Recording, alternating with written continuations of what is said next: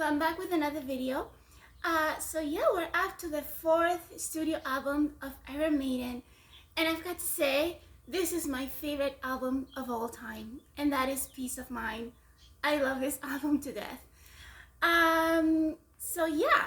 Let's get started. So this album was launched on May 16, 1983. It was recorded in the Bahamas. The producer was Martin Birch. And the members of the band were Steve Harris on the bass, Bruce Dickinson on the vocals, Dave Murray on the first guitar, Adrian Smith on the second guitar, and with the new addition of Nico McBrain in the drums. So I feel kind of bad because last week I said that my favorite formation from Maiden was the one from The Number of the Beast, and that is because I really like Clive Burr's drumming, and Bruce had just joined the band with that album. But I really love Nico too, so yeah, I love this formation too. And this is the classic Maiden formation. They stayed together till just this year when Nico retired, so I just love them. I love them to pieces. And I'm gonna talk about Peace of Mind. Get it? I'll play on words. So about this album was originally gonna be called Food for Thought. They were going to, the cover of the album was going to be Eddie getting lobotomized, so taking a piece of Eddie's mind off of his brain. So yeah, Peace of Mind, and then there's the play of words of having peace of mind, P-E-A-C-E, as all of you guys know. But anyway, so to me, this album begins the golden age of Iron Maiden albums. To me, this spans from, I'll say it now, from Peace of Mind to all the way to the Seventh Son of the Seventh Son. So yeah, the theme of the first two albums with Paul Di'Anno were really dark, very new wave of British heavy metal. Sort of like the first one had sort of like a Jack the Ripper theme with Eddie being our Jack the Ripper. The second one was sort of like had the same dark theme with the Killers. Every song had to do with some type of murder. In the third one, with the addition of Bruce, who has a very different voice from Paul. He has a more operatic voice than Paul does. Steve was able to write different songs. So I think this was sort of like a transition album. Even though they had this very provocative title, 666, The Number of the Beast, not all the album wasn't just about darkness and I don't know, horror theme. In fact, I would say it was only The Number of the Beast and Children of the Damned that had the theme around it. They started exploring with their literary interests, with Hallowed Be Thy Name. I think there has to be something about Crime and Punishment in there. Also their film interests. For example, The Prisoner, this super cool series that I'm watching right now, and it's a favorite of the members of the band. I really highly recommend it. The Prisoner with Patrick McGoogan. Great series from 1968. And for example, they talked about the genocide in the Americas. So they're expanding, they're becoming Maiden with that album. And I think in this one, if in Peace of Mind, if I were to give it a theme, the theme of this album is literary and cinematography interests of the band. Anything has a reference. I mean, everything in this album has a reference to either literature or cinematography. And I love that. And I just love this album musically too. And let's just dive right into it. Okay, so the album opens with Where Eagles Dare. So this song was written by Steve, is above 6 minutes long, and it doesn't feel like it because it's so good. It's super strong, like in your face, like they started doing ever since Number of the Beast. They started like with Invaders. Now Where Eagles Dare In the next album, you hear Aces High.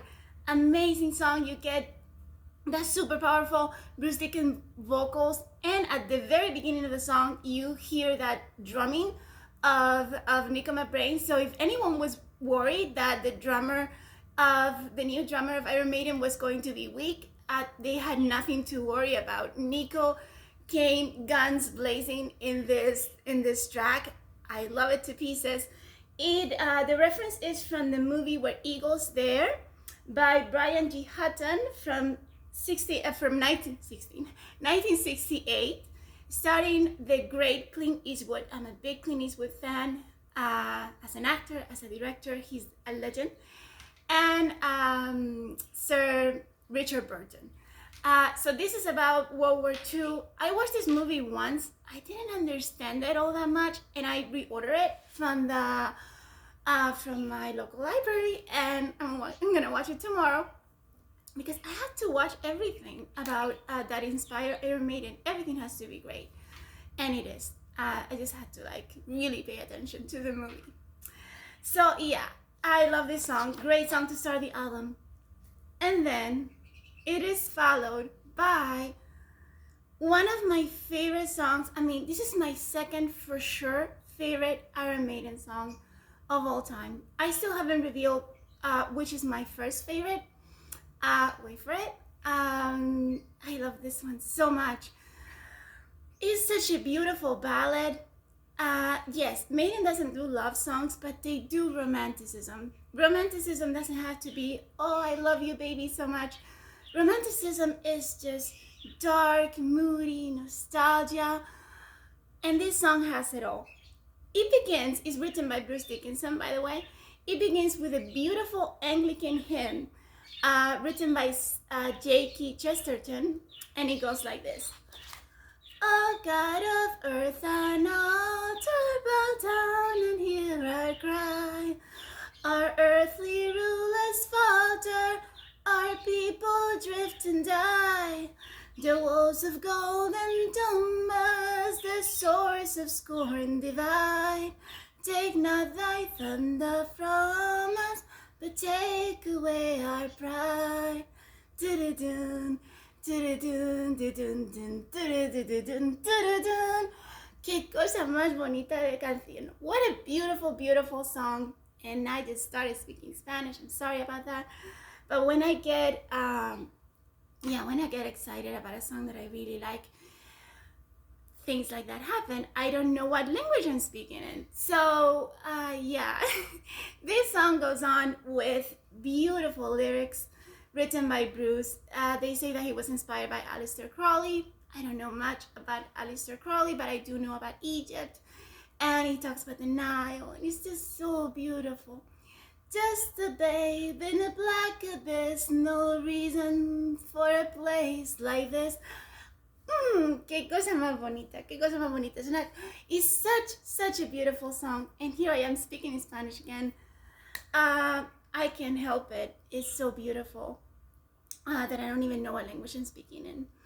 And it ends with the most beautiful, for the one who will be king is the watcher in the ring. It is you. Oh, that it is you, and that oh at the end is so beautiful. And I'd like to think that it makes a reference to the movie The Man Who Will Be King, by can't believe I forgot the actors. I love that movie so much. The Man Who Would Be King. I highly recommend it. So let's move on, because I'm speaking different languages and I'm going crazy with this song, and it's already like 5 minutes of the video. So it goes on with Flight of Icarus, and this song was written by Adrian and by Bruce. So we all know the story of the Flight of Icarus. It tells the story of Icarus and his father Daedalus, who are in prison in the island of Crete. So Daedalus makes these wings from the wings of birds, from the feathers of birds. he fashions these two wings for he and his son, and he says to Icarus, okay, so I made these wings, you're going to be able to fly, but be careful, don't fly too close to the sun or you'll burn. And what happens? Youth, rebellious youth, he doesn't listen to his father, flies too close to the sun, and he burns to ashes and dies. So what did Bruce do? He flipped this story on his head, and he changed the story. So instead of the father telling the son not to fly too close to the sun, he tells him to go fly as high as he can. Try as many things as you can, fly, be very ambitious. And what happens? He ends up burning his son and he dies. So this is basically like that parent that tells the son, you have to go to this great university. When he's a kid, you have to be in soccer, you have to be in piano, you have to be in this and that.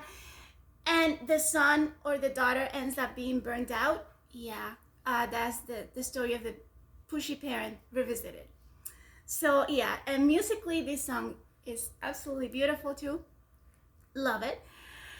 It is followed by Die With Your Boots On, and this is a collaboration of the three friends, Bruce, Adrian, and Steve. So yeah, this song is awesome, but if someone were to put a gun to my head and they were to tell me, okay, you must choose a song to throw away from this album or you'll die, I would have to choose this one. Yeah, it's a great song, but if you're gonna die, if you're gonna die, if you're gonna die, if you're gonna die, if you're gonna die, die with your boots on. If you're gonna die, well, stick around, gonna cry. I love it, but too many if you're gonna die. So yeah, like it, but if I would have to throw one away, it would have to be this one. This is the only song in this album that doesn't have literary references. Amazing. Or literary or cinematography references. Amazing. And of course, Die With Your Boots On is from the American saying of the Wild West, if you're going to die, die fighting. So that's what that goes about.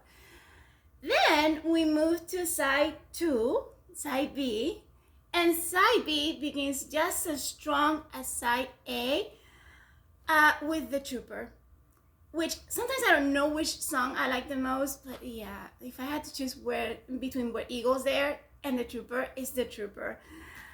I mean, the way it starts, you'll take my life, but I'll take yours too. You fire your musket, but I'll run you through. So when you're waiting for the next attack, you better strive, there's no turning back. Dun-dun-dun-dun. Oh my goodness, this is such a cool song.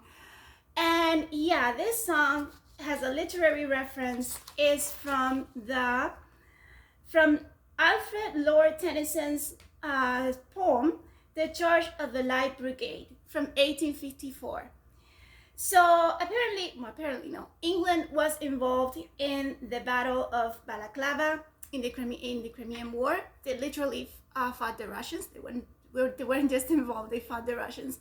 So that's why you hear about the Russian soldier who's the opponent of the English soldier in this song.